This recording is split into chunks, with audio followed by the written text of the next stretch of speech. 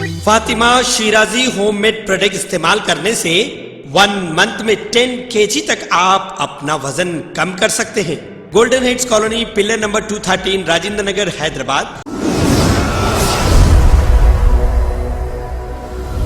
सच news के बैनुल अक़वामी खबरनामे में आप सबका इस्तकबाल है। आज की सबसे बड़ी खबर आ रही है रूस यूक्रेन के बीच की लंबे तनाव के बाद रूस ने थर्सडे सुबह 8:30 बजे यूक्रेन पर हमला बोल दिया है। मिसाइल हमले में यूक्रेन के 9 नागरिकों की मौत हो गई है। रूस की फौज यूक्रेन के कई इलाकों में पहुंच गई है। कई पैराट्रूपर्स यूक्रेन के मिलिट्री इंटरनेशनल पर उतर आए हैं। इधर यूक्रेन ने भारत से मदद मांगी है तो दूसरी तरफ यूरोपीय यूनियन ने रूस की इकोनॉमी तबाह करने की धमकी दी है। यूक्रेन के भारत के एम्बेसडर ने कहा है कि भारत के प्रधानमंत्री नरेंद्र मोदी रूसी राष्ट्रपति से बात करें।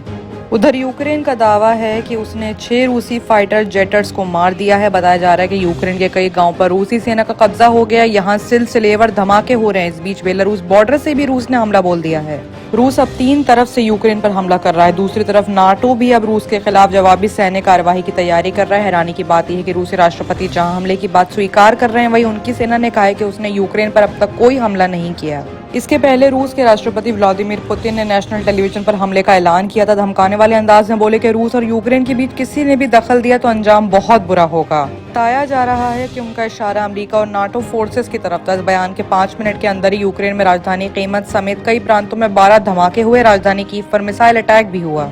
ऐसे में रूस यूक्रेन विवाद में एक बार फिर चीन के साथ खड़ा नजर आ रहा है। चीन के विदेश मंत्रालय ने थर्सडे को कहा है कि अमेरिका और पश्चिमी देशों ने रूस पर जो प्रतिबंध लगाए हैं उनका कोई मतलब नहीं है, क्योंकि इस तरह की हरकत से विवाद हल होने के बजाय और बढ़ेगा। यूक्रेन के दिल्ली में एम्बेसडर ने भारत के प्रधानमंत्री नरेंद्र मोदी को इस मामले में दखल देने की अपील की है। यूक्रेन के एम्बेसडर ने कहा कि भारत ने हमेशा सही बात का पक्ष लिया है और हम उम्मीद करते हैं कि प्राइम मिनिस्टर मोदी इस मामले को सुलझाने और हमारे लोगों की जान बचाने में मदद करेंगे। भारत और यूक्रेन के बीच पुराने रिश्ते हैं।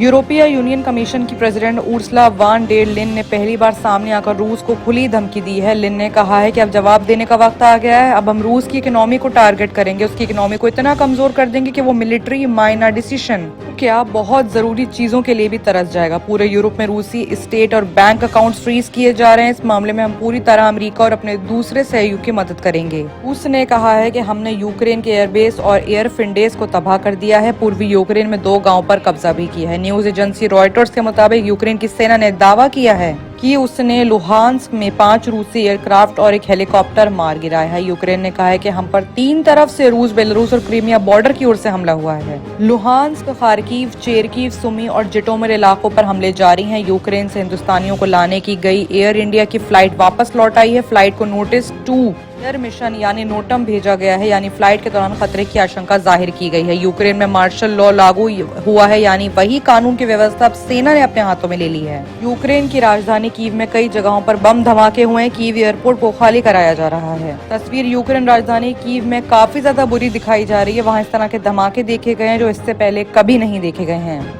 ऐसे में यूक्रेन में मिसाइल अटैक और धमाकों के बीच रूस ने बयान जारी किया है। रूस ने कहा कि हमारे निशाने पर यूक्रेन के शहर नहीं है। हमारे हथियार यूक्रेन के सैन्य ठिकानों, एयरफील्ड, एयर डिफेंस फैसिलिटीज और एविएशन को तबाह कर रहे हैं। यूक्रेन की जनता पर कोई खतरा नहीं है। पुतिन ने यह ऐलान यूएनसीसी की बैठक के बीच किया है। ये बैठक रूस यूक्रेन तनाव पर ही चल रही है। अब रूस पर कड़ी कार्रवाई का फैसला लिया जा सकता है। यूएस सेंट्रल इंटेलिजेंस एजेंसी के पूर्व निदेशक डेविड पेट्रियर्स का कहना है कि कोल्ड वॉर खत्म होने के बाद पुतिन ने नाटो को सबसे बड़ा तोहफा दिया है। इस खतरे की वजह से नाटो फिर से एकजुट हो गया है। पुतिन रूस को महान बनाना चाहते हैं। ऐसे में रूसी हमले के मद्देनजर यूक्रेन की संसद ने नेशनल इमरजेंसी की घोषणा कर दी है। इमरजेंसी के ऐलान के साथ ही यूक्रेन ने अपने 30 लाख लोगों को तुरंत रूस छोड़ने के लिए कहा है। रूस ने बुधवार को यूक्रेनी बैंकों, रक्षा, विदेश, अंतर्राष्ट्रीय सुरक्षा जैसी अहम वेबसाइट पर साइबर अटैक किया। डिप्टी पीएम फेदोरोव ने कहा कि रूस का मुंह तोड़ जवाब देना जरूरी है। ऐसे में रूस ने हमले के पहले दिन ही यूक्रेन को बड़े पैमाने पर नुकसान पहुंचाया है। कुछ ही घंटों में रूस की सेना ने यूक्रेन के एयरबेस और एयर डिफेंस सिस्टम को तबाह भी कर दिया है।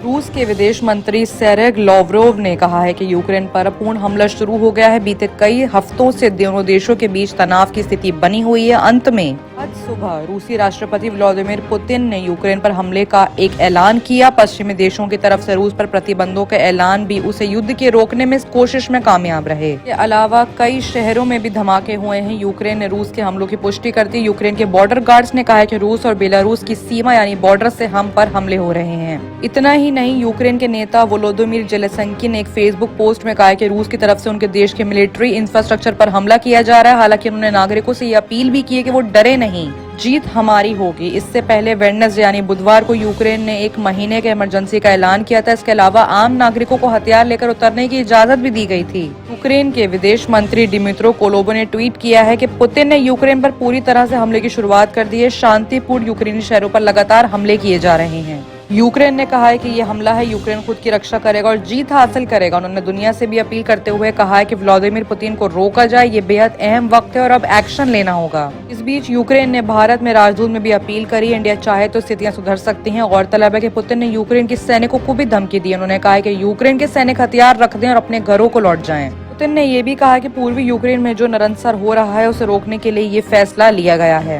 खबर ये भी आ रही है कि 24 घंटों में 300 धमाके से ज्यादा हुए। विरोधियों ने हथियार तक उठा लिए हैं। बात अगर बच्चों की करें तो स्कूल की निदेशक ओलना यारियाना बताती हैं कि हमने कांच टूटने की आवाजें सुनी है, जिससे बच्चे काफी डर गए। कुछ बच्चों ने तुरंत रोना शुरू कर दिया है। धमाके अगले 20 मिनट तक जारी रहे हैं। यूरोप में सुरक्षा और सहयोग संबंधी संगठनों के मुताबिक एक दिन में करीब 600 वारदात सामने आई हैं। यूक्रेन पर रूस की कार्रवाई से तेल के दाम में भी आग लग गई है। बीते साल में ये तेल की सबसे ज्यादा कीमत है। जब तेल के दाम इस स्तर पर पहुंच गए, तेल की कीमतें इस हफ्ते की शुरुआत में रूस पर प्रतिबंध और रूसी गैस पाइपलाइन को ब्लॉक करते हुए तेजी से निकल गई हैं। बाकी की तमाम खबरों के लिए देखते रहिए सच न्यूज।